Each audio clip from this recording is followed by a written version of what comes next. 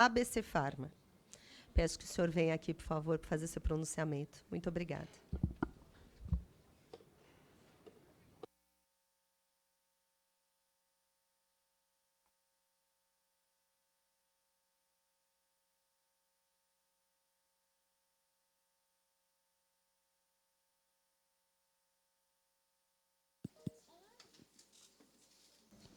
Alô? Obrigado. A minha apresentação é só para... Passando aqui. Bom, eu vou... Primeiro, bom dia a todos. Quero cumprimentar a deputada, a excelentíssima deputada Adriana Ventura. É uma honra para a ABC Pharma estar aqui presente para falar um tema muito importante. Quero registrar aqui nossos agradecimentos, em especial ao deputado Luiz Ovando, à deputada Alice Portugal, ao deputado Luiz Teixeira, bem como ao deputado Felício Laterça, que possibilitaram, através de um requerimento, que a ABC Pharma pudesse participar desta audiência pública. Na realidade, a nossa apresentação Isso, essa da Acessa, é da ABC Pharma. Essa da Abrafarma.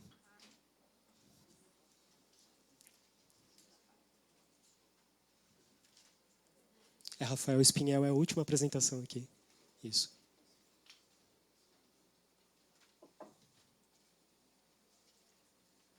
Obrigado. Bom, falando rapidamente sobre a nossa entidade, a ABC Pharma é uma entidade constituída em 1959, portanto, ela tem mais de 60 anos, e ela tem como um propósito, o princípio, ela garantir e representar, através das farmácias e drogarias, o acesso aos medicamentos. E aqui é importante registrar o acesso de forma racional, o acesso de forma segura, e fomentar e estimular cada vez mais a atenção farmacêutica no nosso país. São propósitos da nossa entidade, uma entidade que hoje representa mais de 12.500 associados. Nosso perfil é heterogêneo, ou seja, dentro da nossa composição nós temos pequenas farmácias, farmácias com o modelo de negócio do associativismo, bem como redes de farmácias. E o que a gente gostaria de trazer aqui hoje para os senhores é falar um pouco sobre o mapa da nossa cadeia produtiva, né? Muito se fala a respeito do setor produtivo das farmácias e drogarias sob o viés um pouco das redes de farmácias, mas essa não é só a realidade no nosso país. O que prepondera hoje, na realidade, é uma representatividade extremamente substancial com relação às pequenas farmácias. Quando nós falamos em capilaridade, quando nós falamos em promover o acesso aos medicamentos, cobertura com relação a todos os entes da federação e municípios, as pequenas farmácias têm um papel fundamental, ela tem um papel estratégico. São mais de 54 mil farmácias representadas num universo de 88 mil farmácias. Isso é importante por quê? Porque ela possibilita atender uma das diretrizes estabelecidas na nossa política nacional, seja de assistência farmacêutica, seja a política nacional de medicamentos, que é promover o acesso aos medicamentos de uso racional. E de como isso é possível? Através da fundamental e da importância do profissional farmacêutico. É importante lembrar que, através da Lei 13.021 de 2014, as farmácias foram conceituadas como unidades de prestação de serviço a fim de garantir a assistência farmacêutica, a assistência à saúde e a orientação sanitária individual e coletiva. Então, essa característica, este perfil da farmácia, ela tem que ser fortalecido. Entendemos que ela tem que ter uma preponderância quando se discutir dentro de um projeto de lei a possibilidade de alterações para a flexibilização da venda de medicamentos. E, através da capilaridade possível das farmácias e drogarias do nosso país, me permite, com devido respeito, corrigir uma informação dada pelo nosso colega painelista, nós temos uma cobertura de 99% dos municípios no país. Não são 800 municípios onde tem farmácias, são em mais de 99% de farmácias. E aqueles municípios onde não há, como bem colocado, a própria Lei 5.991 garante que, através dos postos volantes, os postos de saúde, você tenha, de fato, a assistência farmacêutica através do amplo acesso aos medicamentos. Complementar a isso, através das 44 mil unidades básicas de saúde e com o papel fundamental dos farmacêuticos, nós garantimos a promoção, a prevenção à saúde e o que a gente acredita que deve ser sempre prioridade quando se discute projetos nesta linha. Mas um outro ponto que nós entendemos que é importante também destacar, dentro desse universo, quando a gente fala na representatividade de mais de 61% de farmácias representam as pequenas farmácias independentes. Quando eu me refiro a independentes, senhores, eu quero dizer que são farmácias de pequeno porte, farmácias, microempresas. E a gente faz um retrato isso por região, nós verificamos a relevância ainda maior com relação a este perfil de farmácias no nosso país, no que tange a promoção do acesso aos medicamentos. Só para exemplificar e citar, na região do Centro-Oeste, as pequenas farmácias representam 83% dos estabelecimentos. Na região Norte, 81%. No Nordeste, 70%. Quando a gente faz essa análise por Estado da Federação, por exemplo, esse número é ampliado. No Acre, por exemplo, as pequenas farmácias representam 90%. Amapá, 86%. Goiás, 93%. Maranhão, 88%. Roraima, 92%. E Tocantins, 91%. Vejam a relevância, a importância das pequenas farmácias para a promoção do acesso aos medicamentos de maneira racional, segura, através do profissional farmacêutico. Elas têm um papel fundamental. Né? Então, como a gente sempre, nessa comissão, o deputado falou que a farmácia é a porta de entrada do sistema de saúde do país. E isso, de fato, ela tem um papel estratégico na atenção primária à saúde no nosso país, e ela deve ser fortalecida e ela deve ser protegida. Mas tem um ponto importante. Quando a gente faz uma análise com relação ao aspecto econômico e qual é a realidade dessas pequenas farmácias, o que nós vislumbramos? Uma pequena farmácia hoje ela tem um faturamento mensal médio na ordem de R$51 mil. E o que corresponde à venda dos medicamentos isentos de prescrição para este pequeno estabelecimento? Ele representa uma ordem de 21,5%. Isso é um ponto de cuidado.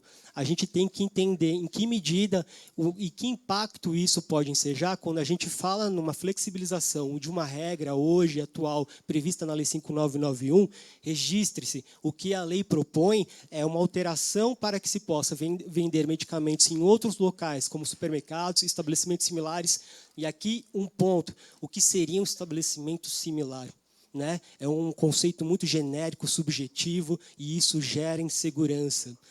Mas a gente tem um ponto a destacar. Isso pode refletir naquilo que a gente compreende que é realmente importante no nosso país, a capilaridade. Se a gente traz a perspectiva de outros atores participarem de uma cadeia produtiva, registre-se, sem cumprir as mesmas regras sanitárias, sem observar as mesmas obrigações que hoje são impostas às farmácias, e isso tem uma razão lógica, porque o papel principal é proteger, assegurar a população no que tange a utilização de uma forma correta aos medicamentos. Isso tem impacto na quebra da capilaridade. Isso tem impacto na nossa política de assistência farmacêutica. Isso tem impacto na atenção primária à saúde e tem um impacto no Sistema Único de Saúde. Porque quando você retira estes atores fundamentais, sobrecarrega os serviços de saúde dos nossos municípios e traz uma perspectiva não de redução de custos, mas um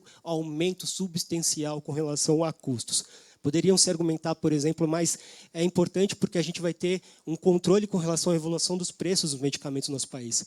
Mas essa não é a realidade. Quando a gente faz um panorama com relação à evolução dos preços dos MIPs nos últimos 3 anos, percebemos que a evolução deles é abaixo da evolução da inflação. Isso é um aspecto positivo, porque você aumenta a possibilidade de que haja o pleno acesso aos medicamentos, mas é um ponto de atenção. À medida que você tem uma evolução menor com relação à inflação, este pequeno estabelecimento, as pequenas farmácias, elas têm as suas margens reduzidas. E isso a gente também tem um cuidado para que, quando a gente fala num projeto como se pretende, num 774, possibilitar outros atores, pode ser o ponto final para que você tenha a derrocada desses estabelecimentos e isso prejudicar significativamente a promoção à saúde no nosso país.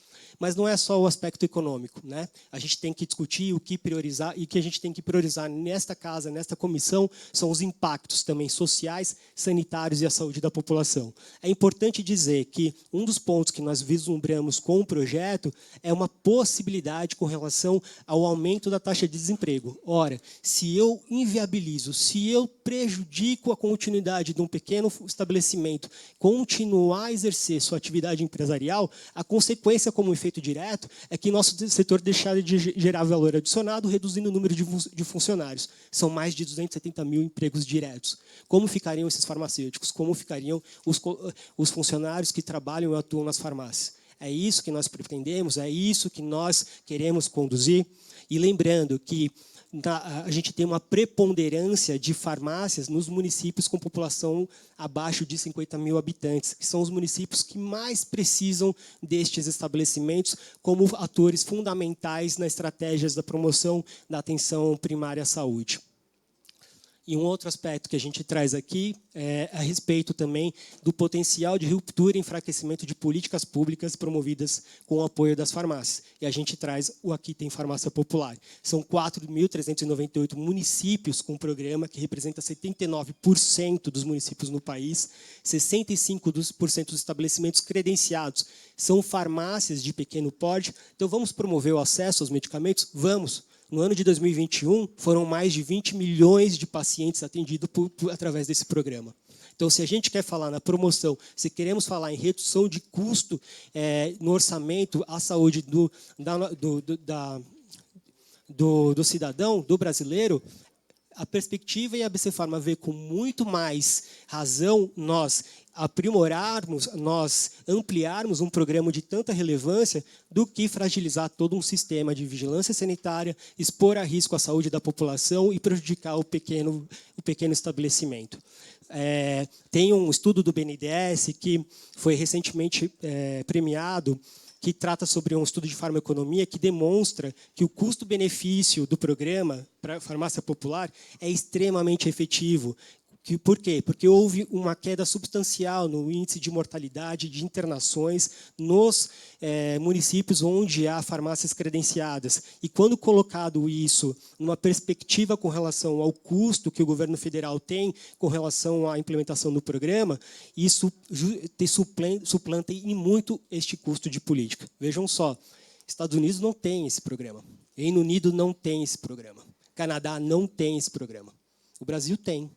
Então, se a gente quer falar sobre uma perspectiva do que é realmente importante, o que é estratégico, a gente tem aqui já. Se a gente quer defender algo aqui, é defender que esse programa seja referência e seja modelo para outros países. E não o contrário. Não parece crível para nós, para a nossa entidade, defender o oposto, né? O outro aspecto importante que a gente tem que colocar aqui é a questão da fragilização da atenção primária à saúde, né? E foi muito posto aqui que a gente, com a entrada desses novos atores, teremos uma redução de custo para o sistema de saúde. Muito pelo contrário. O autocuidado, ele só é um autocuidado, a automedicação, se ele é feito de uma forma responsável. E só é feito se há uma orientação de um farmacêutico, se há, de fato, alguém que possa promover de uma forma correta ao uso do medicamento. Medicamento isento de prescrição não quer dizer que é um medicamento isento de orientação, não quer dizer que ele não terá riscos à saúde se for utilizado de uma forma indevida. E isso o que representa? Representa custos. Inclusive, é um dado importante, quando a gente usa muito como referência países da América do Norte, Europa, a gente tem que fazer um comparativo com relação à realidade socioeconômica, sociocultural e nível educacional. São realidades distintas. O nosso país possui mais de 11 milhões de pessoas analfabetas. Quando a gente traz...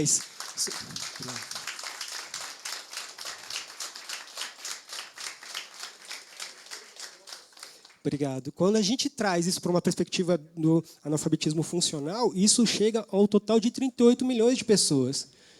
Quem vai auxiliar essas pessoas? No supermercado, quem vai dar a correta orientação a essas pessoas? Isso é uma reflexão que nós temos que fazer aqui. As farmácias têm um papel fundamental nisso. E um outro aspecto importante é com relação ao comprometimento no controle e na fiscalização sanitária, os impactos na farmacovigilância, né? Quando a gente fala na perspectiva de aumento eu escutei o meu colega anterior falar de 1 milhão de novos pontos, como se dará esse controle de fiscalização? Como ficará a questão do sistema de vigilância sanitária através da correta análise se aquele estabelecimento está realmente atendendo às regras sanitárias, fazendo com que aquele medicamento não coloque em risco a saúde da população, né? Isso é um ponto importante. O nosso país ele adota um sistema de farmacovigilância que tem um papel fundamental no mapeamento com relação a políticas que vão ser implementadas numa possibilidade de um risco, um desvio de qualidade de um medicamento. Trago aqui um exemplo recente, de semana passada. A Anvisa, através de uma medida cautelar, determinou o recolhimento de lotes de antihipertensivo. Como se daria isso se fosse ampliado para 1 milhão? Seria realmente segregado? E lembrando, né, quando a gente fala em dispensação de medicamentos, há um conjunto de ações prévias e posteriores. Não se trata apenas de dispensar medicamentos. Você tem que assegurar o correto armazenamento, o uso, a forma como se dará a dispensação, bem como, se eventualmente esse medicamento perder o prazo de validade, como você vai fazer a correta destinação dele.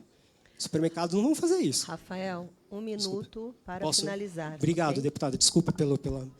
Então, e isso é um ponto importante, e isso é importante a gente defender. A farmacovigilância no nosso país. Finalizando nossas conclusões. É preciso pensar em saúde como política pública, né? A decisão de autorizar supermercados e estabelecimentos similares a comercializar MIPs não pode ser tomada considerando aspectos e argumentos tão somente econômicos. Há riscos sanitários, impactos na política de assistência farmacêutica, o que afeta o uso racional e seguro de medicamentos. Supermercados e farmácias não possuem exigências sanitárias similares. Não é? Eu vi muitos argumentando isso. Farmácia tem que ter o farmacêutico durante todo o período de funcionamento, pela Lei 3.021, ele tem que se inscrever e fiscalizado pelo Conselho Regional de Farmácia para garantir que o profissional está lá, tem o plano de gerenciamento de resíduos de serviço de saúde, manual de boas práticas farmacêuticas, procedimento de operação padrão, enfim, é uma regra, um número enorme de questões que não são compatíveis com os supermercados. Finalizando, se vamos discutir hoje o acesso aos medicamentos, proponho essa casa discutir desoneраção tributária. O país hoje, o medicamento representa 33% da carga tributária hoje sobre os medicamentos. Finalizando, Obrigado. preciso concluir, tá bom? Tá. Obrigado. Obrigado.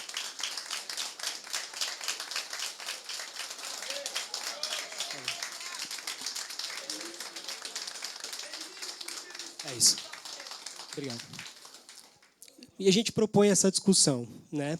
Vamos discutir mais acesso, vamos diminuir a carga tributária dos medicamentos no nosso país. Ele representa 5 vezes mais a média internacional. Muito obrigado. Obrigada, Rafael. Agradeço ao senhor Rafael Oliveira Espinhel por sua exposição e passo a palavra por até 15 minutos ao senhor Walter da Silva Jorge João, presidente do Conselho Federal de Farmácia. Senhor Walter, a palavra é sua. Bem-vindo.